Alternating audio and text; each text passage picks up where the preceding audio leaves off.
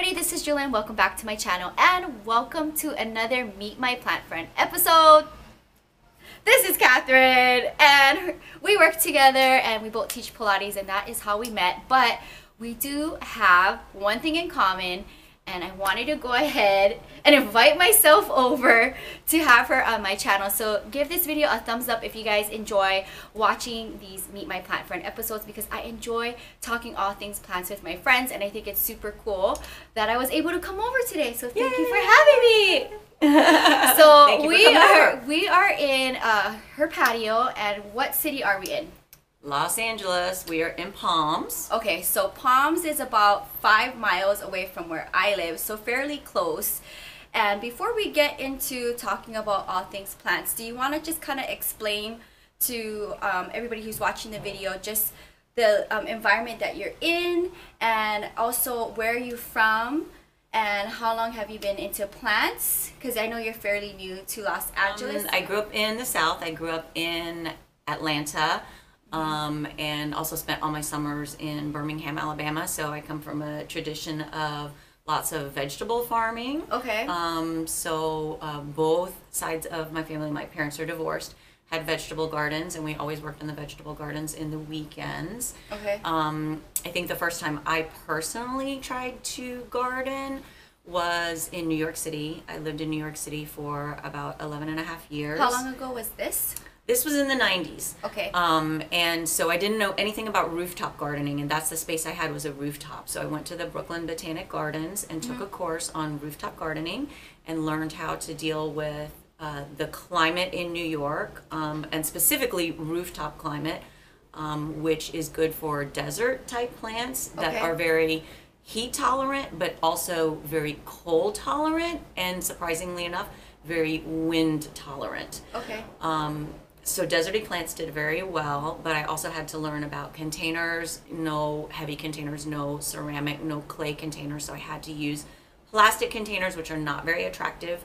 But you can make it work if you're clever. Right. And perlite, everything had to have a very light, airy mixture so that nothing would retain so much water that it would be heavy and cause damage to the roof. Okay.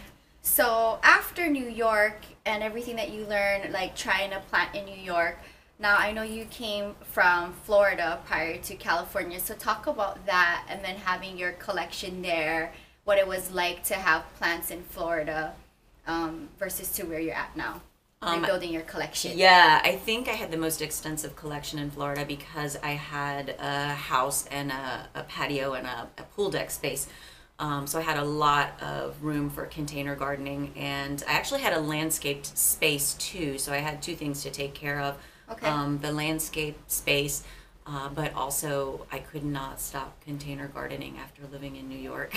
Okay, so you both had in-ground and containers. And container, okay. Yeah. Lots of fun stuff grew in the ground, and it was really nice to let things be that huge. So I had lots of big, beautiful, like bird of paradise and ginger and all sorts of different kinds of palms, sago palms and Bismarck palms and Christmas palms, like huge palms, lots of Xanadu, like elephant's ear.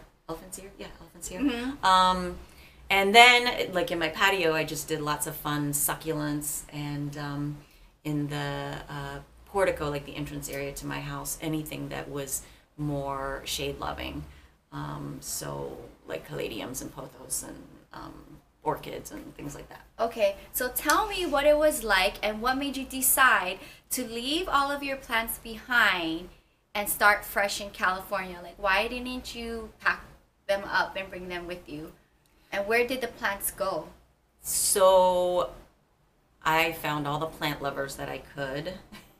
And if it was something special to me, like something really big and special that I had been growing for 10 years, some of those big, huge cacti, then I said, do you want my cacti? Do you want this? Do you want that? So I tried to give away as much as I could. So you didn't sell them off? I sold a lot. I sold about $400 worth of plants. Oh, wow. Yeah, so instead of like a regular garage sale, I just put signs up in my neighborhood and I said, plant sale. Okay. And I sold a lot of the plants, and they went really, really well. Okay. So that helped also with the move, have a little extra money with the move. And I think because we were becoming empty nesters, and also our son was moving off to college. It was just too much to deal with to try and get any plants over here. We had a moving situation where the truck was coming 2 weeks later. After we came. So you weren't attached to any of the plants that you didn't want to let go? I was very attached, but you know, you have to be zen. Okay, all right. Because I'm just thinking, like, if I have to move, like, my family's like, what are you going to do with all of your plants if you have to move? And I always tell people, if I have to move somewhere else in the States, I'll keep it. But if I'm going to move out of country, then it all has to go. So tell me about the space that you're in now and the different type of issues and situations that you're dealing with trying to rebuild your plant collection and just have plants in the current space that you have. So what kind of space are you living in right now, from going to a big house to where you're at? So if you get a chance to look around in this video, the space here is, well, it's small, but also it's very shady, and it's a little outside patio, but it's in a courtyard area. It is not on the outside part of the building. It's on the inner part of the building. You're in an apartment now. In an apartment. And very different. Very, very different. And it's shady here. We have about, I'm going to say 2.5 feet above the fence in the patio where we receive light. So the light is really only in the very top of the patio area. So I've got some hanging baskets where it's exposed to the courtyard, and then everything that needs sunlight or needs to be drier has to be on the top shelves of the 2 baking racks that I have placed in this in the patio for the plants. Everything else has to go below because there's really no sunlight, and it's dark. You know, it's just dark, and so all the ferns have to go lower. Haven't quite figured it all out yet. But all the cacti type things have to go higher, and everything else has to go lower here. So what's the lighting in your home? Do you have any natural lighting in your home, or is this it right here? It's very dark within the apartment. It's really just lamp light. So I don't have anything inside right now. That's what I was going to ask. Because that's what I'm dealing with too with my space, is that majority of my space indoors is very dark and there's no natural lighting, so majority of my collection has to be outside in my patio, which is also shady as well. So I understand where you're coming from. So tell me, how long have you been in California, and so I can kind of just understand where you're at right now with your collection for the amount of time you've been here. So since last summer, so it hasn't been a year yet. And I started with succulents, but can I just say I suck at succulents right now? So my tendency coming from Florida most recently is to water things every few days, and that has not been working for me at all. It's much drier. It's a much drier climate here, and so my tendency has been to overwater. And then the first thing that I also noticed when I arrived is that we have something, I'm not going to say everybody in Palms, I'm just going to say in this apartment area, specifically in this building, I have something called hornworms. I had to get online and look that up. And they do like some of the green leafy stuff. I've noticed that they like the pothos. Even in my hanging baskets. I don't know how they get up there, and there's not a lot to do about them. So last summer I tried to put coffee grounds, that was a like farmer's hint, around some of my plants, and that did not work. So the only thing that worked for me was literally picking them off at dusk, which is kind of gross. Okay, and then tell me, you have pets in your home.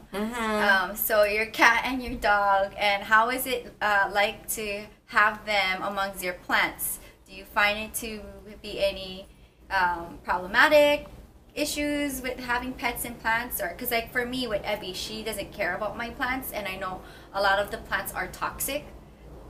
Does your animals care about these plants? Or Jewelyn's saying this as we're like watching my cat right now, like chowing down on a brand new plant. I haven't looked it up. Let's hope it's not toxic. I don't know. My cat loves to munch on the plants. I find that she has a tendency to like, I don't know, she's kind of smart. She chooses the ones that are yummy, like that don't hurt her. So I had some peppers out here last summer.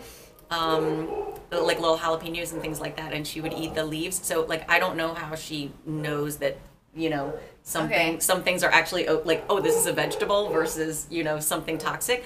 But I do try to look things up and not have like poinsettias or, you know, things that they don't do well with. That being said, we just watched her munch on a plant that I haven't looked up yet. So okay, you know, we'll see. I know, because the dog is fine. The dog is fine. Okay, because a lot of the people who watch my videos are like, what do you do with having a dog and plants everywhere? Because a lot of people who have plants and pets get really stressed out about the toxic plants in their collection and trying to stay away from that. So that's the reason why I was asking you. Plus, facing your cat. Yeah. But I have to say, I mean, when you're in the city and you have this little outdoor space, the pets are affected as well. So I try to let the pets spend, I mean, not a huge amount of time, but at least 15 minutes outside. Like usually when I come in, I'll open the door for them and close the screen. Or if I'm out here tending to the plants, I just let them come out with me because they need that outside time. I have 2 more questions before we go ahead and go around and look at your collection. What do you think about the prices that you've been coming across with buying plants here in California versus other cities that you lived in? Do you find it to be more reasonable? Because I do have a series on my channel called Come With Me, and I always like to share prices of different nurseries and different cities. How do you think the prices are compared to other cities that you've lived in? And also, where do you buy your plants here? Okay. LA be crazy prices. Okay. Crazy prices. So, actually I've been going around with Jewelyn a little bit. Yeah, and she's been on my channel. Yeah, and it's fun. It's I think it's really fun to go to the little nurseries because I find normally if I was in Florida, I would just go to Home Depot or Lowe's. Okay. And there would be fantastic things there. Okay. Not you know, for not crazy prices. But in Los Angeles, those big department stores, I don't know. I'm not having the greatest time with prices, and especially if it's right in like West LA, or you know, if it's closer to like the heart of the city, there's crazy prices. So you tend to like to do like the mom and pop nurseries. I think that seems more reasonable here. Okay. Yeah. And then do you think that prices are kind of on the expensive side here to collect plants? Yeah, absolutely. That's so interesting that you think that. Well, I guess a lot of my plants come from Las Vegas as well. Mm-hmm. So it's like a give and take. So thanks, Kat, for sitting down and talking with me all things plants. I'm so excited to go ahead and check out your plant space. And if you guys want to see more of these plant-related topics where I do a Meet My Plant Friend episode, then please let me know down in the comments below, and let's see your collection. Yay. All right, so we are in the front section of Kat's apartment. She's on the bottom floor. So Kat, do you want to just kind of explain your little layout here from what people can see on the outside of your patio? Yeah, so this is Wandering Jew, which I love, which we got in Pasadena at the flea market. I was with Jewelyn that day. And I had a lot of this in Florida, for sure. So I really love it, and it grows so easily, and it's like prolific. And actually in Florida, I had to pull it out of places. If it dropped on the ground, you were telling me that. Yeah, if it dropped on the ground, it would grow wherever it dropped. And so I actually had it around a fence that was covered in jasmine, and it would get all kind of caught up in my jasmine. So I would sometimes have to pull it out of the Confederate jasmine. Okay, so got a few things in this basket. I've got some little polka dot plants from the dollar store. So dollar, you can't beat that. But this may be a little too direct light for that. So we'll see when it's later on, when it gets into the summer. I may have to move that a little bit lower. And then Jewelyn, you told me that this was an arrowhead. Yeah. Arrowhead, yeah. Mm-hmm. And I thought it was caladium because it looks so much like it does look like caladium. Yeah, caladiums are long stemmed. Yeah. So anyway, arrowhead. Yes. And then I have some variegated pothos in here. Yeah, pothos and joy. Yeah, this is really pretty. I just love the pattern on the leaf there. But like I said, some of these things may have to come out of this direct light once it gets hotter into the summer. And then just pothos over here, and a little bit of sweet potato, which I'm so in love with because I love the way it trails and just kind of grows anywhere. Okay. Peppermint, so that will not have a long life, but I'm having fun with it right there. I can make tea and throw the peppermint in. Some little ferns and another polka dot plant. And then in the last basket, some Dusty Miller and some fire sticks, which are not taking. So we'll see how those fire sticks do. Those were the same fire sticks that I talked about on my channel. Yeah, so that they're cat not got me. taking. And just some cacti and some more pothos. So All right. this is for my brother-in-law's lawn, and I hadn't seen these until coming to California. So aeonium is what I've been taught that is. And they're in his backyard. They're everywhere on a mountainside. They're huge. But I took some little babies. I popped off some little babies. Jewelyn, what's that? I don't know what this one's called. I am not too sure, but they do get leggy. I have some in my collection as well. Yeah, these started as that size. So they started really small, and now they are getting kind of loopy-loopy. And then all my little jade babies were water propagated, and they're from Jewelyn. Yay! So some of them look like they're doing better than others, and I think, once again, that's my effort to learn how much water things need because they're in such little containers. So this is just a big experiment for me. We'll see how it's going, but I haven't killed any yet, so thank goodness. Tell me about your planters. As I see some of my favorite planters from the 99-cent store. Also, where did you get your hanging baskets? Hanging baskets, 2 were from the 99-cent store, and the bigger ones are from, you know, sometimes if it's the right time of year, you can find them at like Ross or TJ Maxx. So Right. I am not into trying to buy hanging baskets from like a big, you know, like Home Depot or something Right. like that, because I think you can just find them a little, you know, for a little less. I don't think you have to pay that if you don't want to. And then this is new to me, and Peperomia? Jewelyn's taught me about Peperomia. I have one that's in the house. I said I don't have house plants, but I do have like maybe 2 plants in the house. Okay. So this is, I got this down on a lower shelf, and I think when I bought it, it said they really kind of like to be bound. I had a Dragon tree. ton of these in Florida, just in my landscaping. So this is the first time I've stuck one in a pot, because normally I'm used to them being very stocky. Okay. And, you know, being like 6 feet tall, like really tall. Right. And then down on the bottom, I just got this. This is the new one that we don't know if the cat's going to get sick off of it. Apparently it's called coxcomb, is like the common name for it. Okay. And then Calathea. Calathea, yeah. The Calathea I got last weekend. So these guys down on the bottom are very, very new. Okay. And I hope they like the shade. They actually told me when I bought this that it does better inside, but like I said, I don't have any room inside, so it's down in this little shady spot, and hopefully it will do okay. Also, I see you have a Kalanchoe or Kalancho. Yes, dollar store find. So as you can see, guys, you got to sometimes go to the dollar store. Very cool. And there goes your cat again. That's Pepper, and we hope that that's actually, it is edible. You know what? I remember reading that. It's edible. It's All right. So here is the mother of thousands. As you can see, there's tons of babies here. Kat, how long have you had this? This guy I've had for probably a month or 6 weeks or so. Oh, did it have the babies when Didn't you have first the got babies it? when I had it. Where did you But get I knew this? they were going to get the babies. In West Hollywood. Oh, okay. Yes, at my favorite nursery. We also got in Pasadena. Yes. Do you remember what it was called? Yes, ruby necklace, and they also you go. give blooms. And what do you think this is, like a prickly pear? Some kind of prickly pear? Yes. We got to pop this one off for Jewelyn, though. Okay. It's got a few little babies on it. Okay, now these just fell down. This is just more Wandering Jew, and I just stuck it in there. And then some of these little guys, I don't know what they are, so Jewelyn, you may know. I don't know. This looks like, well, this is a variegated bearpaw right here. Oh. Did you get this from Pasadena Rose Bowl? I don't remember. I think you think did. so? Yep, at one of the vendors. And what do you think this is, like some kind of sedum or something? I don't know what I this have is. no idea what it is, but I This do looks see like a it little a lot at ground nurseries. cover or Ground something, cover, doesn't yeah. it? Yeah. And this Yeah. sits between your 2 chairs Yeah. in your patio. Very cute. Fabian stump. So it's a stump plant. Yes. I had not seen these before. I love it. It's really cool. And where did you get this?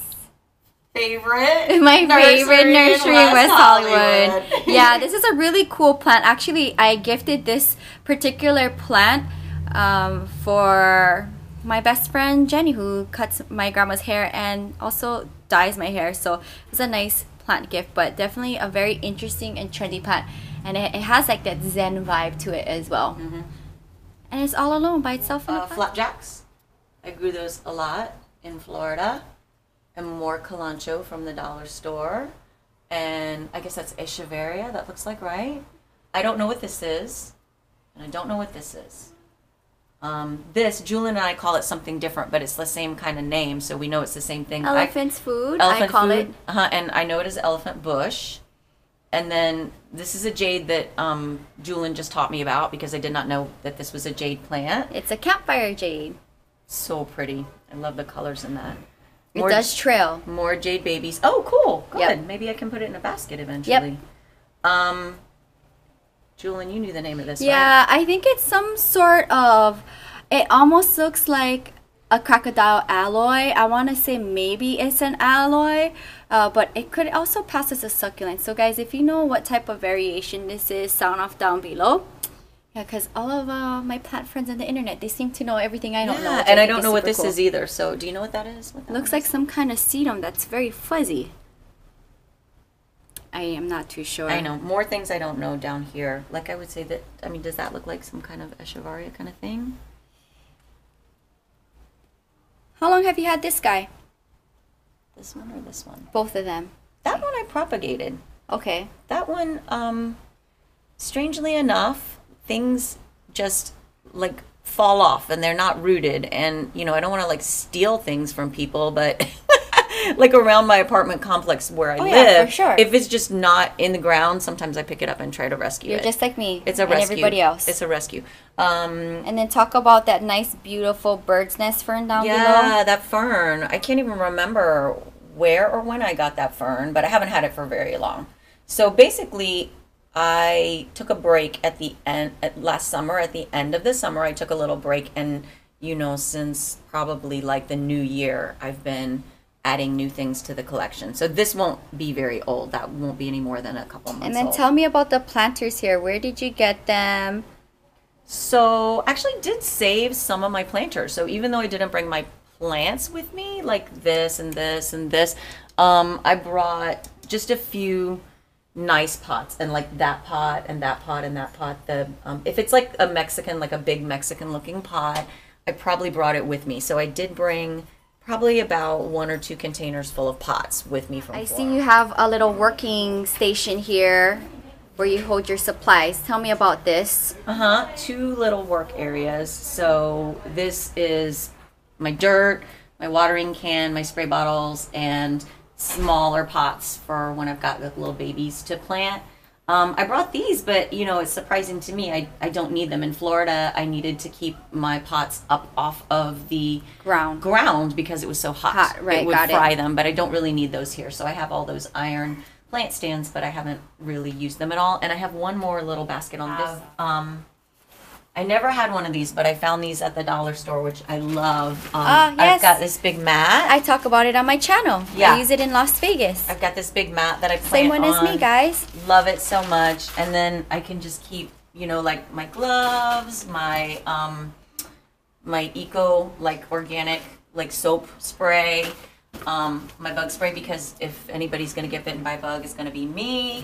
And like, you know, cocoa liners and little peat pots and, you know, just like rope and wire for any big plants that I'm gonna grow.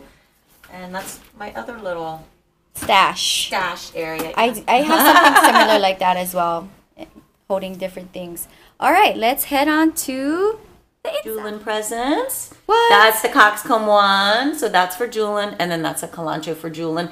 And this is just a few more of those aeoniums, which actually these have been just sitting here for like ever since I moved here. So they're not really getting bigger inside, but they're also not dying. So they're doing just fine there as like little house plants instead.